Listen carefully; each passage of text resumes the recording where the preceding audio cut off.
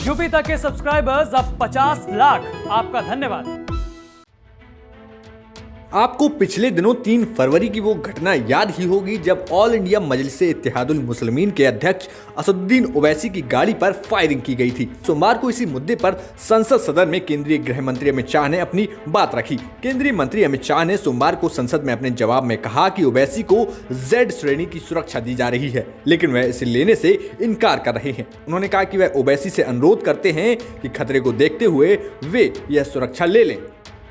माननीय उपसभापति जी, दिनांक 3 फरवरी 2022 को सायंकाल लगभग 5:20 बजे श्री असदुद्दीन ओवैसी सांसद लोकसभा किठौड़ मेरठ उत्तर प्रदेश के जनसंपर्क कार्यक्रम करने के बाद दिल्ली लौट रहे थे।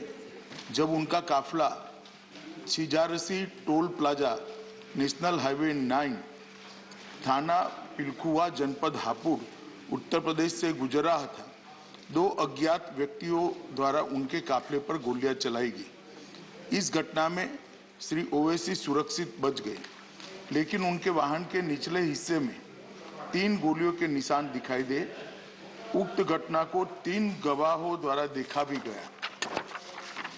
इस संदर्भ में एक प्रथम सूचना रिपोर्ट अपराध संख्या 45/22 अंतर्गत धारा 307 भारतीय दंड संहिता और धारा 7 आपराधिक कानून संशोधन अधिनियम 1932 थाना पिलखुआ जनपद हापुड़ में पंजीकृत किया गया और इसकी विवेचना की जा रही है।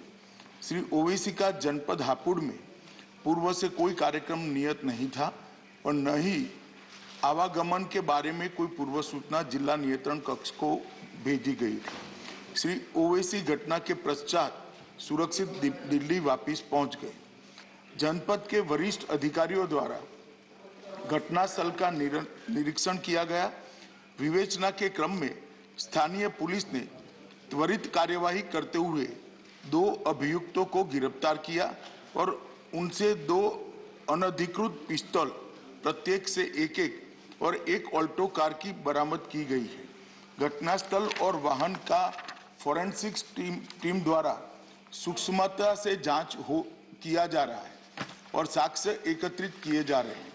दोनों अभियुक्तों से उत्तर प्रदेश पुलिस द्वारा पूछताछ की जा रही है। जनपद में कानून और व्यवस्था की स्थिति नियंत्रण में और सामान्य है। कड़ी सतर्कता भी बरती जा रही है। केंद्रीय गृह मंत्रालय द्वारा तुरंत ही राज्य सरकार से रिपोर्ट प्राप्त की गई है। पहले भी कई मौकों पर केंद्रीय सुरक्षा एजेंसियों के खतरे के आकलन के आधार पर श्री ओवैसी को सुरक्षा प्रदान करने के लिए केंद्र सरकार ने निर्देश जारी किए हैं, लेकिन श्री ओवैसी द्वारा सुरक्षा लेने के लिए अनिच्छा के कारण दिल्ली पुलिस और तेलंगाना पुलिस उन्हें सुरक्षा देने का प्रयास सफल नहीं हो पाया।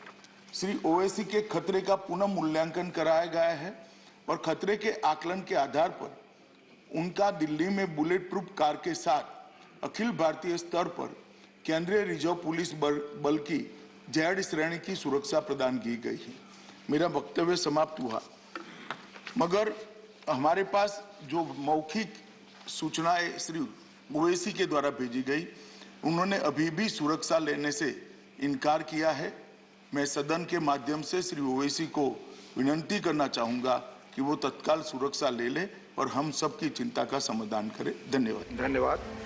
असल में बृहस्पतिवार शाम 5 बजे के करीब ओवैसी उत्तर प्रदेश में विधानसभा चुनाव के मद्देनजर मेरठ के किठौर से होते हुए वापस दिल्ली की ओर आ रहे थे। इस दौरान हापुड़ के पास छिजारसी टोल के पास उनके काफिले पर 2 युवकों द्वारा हमला किया गया, जिस घटना में ओवैसी की गाड़ी पर 3 राउंड फायरिंग की गई। इस हमले में वो तो बच गए, लेकिन यूपी की सियासत को इससे नई हवा मिल गई। घटना के एवज में शुक्रवार को ओवैसी ने सदन में अपने भाषण में घटना के पीछे लोगों और उनकी विचारधाराओं पर तीखा हमला बोला। साथ ही साथ केंद्र द्वारा दी गई Z श्रेणी की सुरक्षा को भी ठुकरा दिया था। अब केंद्रीय गृह मंत्री ने इस घटना को लेकर सदन में अपना जवाब दिया है और तमाम जांच की भी बात कही है, लेकिन इस घटना के बाद सभी पार्टियां अपने अपने हिसाब से इस घटना को लोगों तक पहुंचा रही हैं। ब्यूरो रिपोर्ट, यूपी तक।